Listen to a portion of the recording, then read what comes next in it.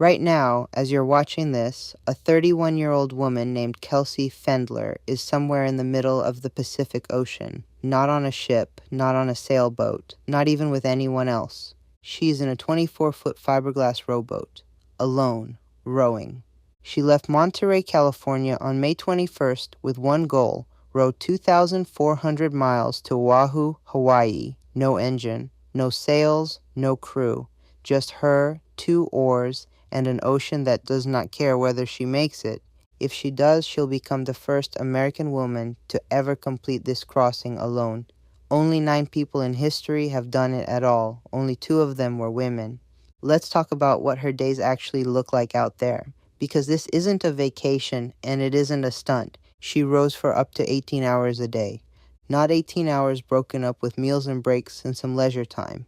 18 hours of the exact same motion, repeated thousands of times, in open ocean where the waves don't stop and the sun doesn't care that you've already been at it for 12 hours. She sleeps around 4 hours a day, broken into short intervals, because she can't afford to stop moving for too long. She eats 4,000 calories a day just to keep from losing weight. Not because she wants to eat that much, but because losing muscle mass in the middle of the Pacific makes you weaker and slower and more likely to not make it.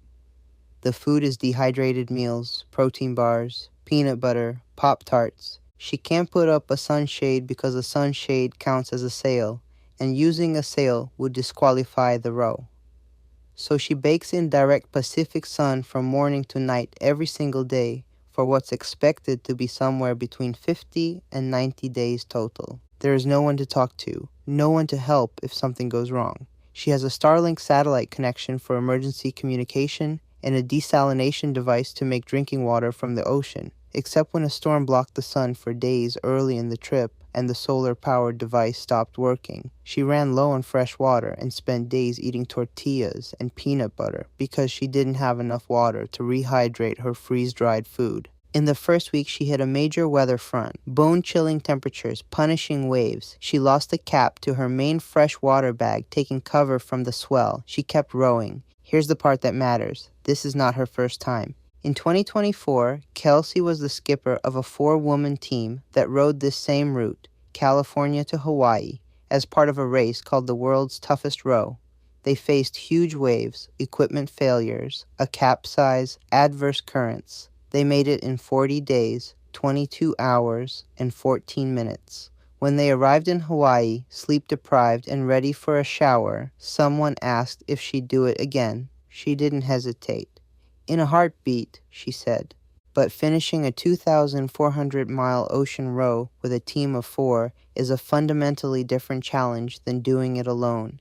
On a team, someone else can take the oars when your hands are shredded. Someone else can stay awake when you can't. Someone else can make a decision when your brain stops working from sleep deprivation. Alone, there is no one else. Every decision, every problem, every dark moment at 3 a.m. in the middle of the ocean when the wind turns against you and you haven't slept properly in 3 weeks, that's all yours. She said something in an interview that's worth sitting with. There's nothing more humbling and special than putting yourself in a place that's so much more powerful than you. And there's no bigger piece of wilderness in our world than the open ocean. The Pacific Ocean covers 63 million square miles. It is deeper in places than Mount Everest is tall. It contains more water than all of Earth's land surface combined. And right now, a person in a 24-foot boat is crossing it with her own arms.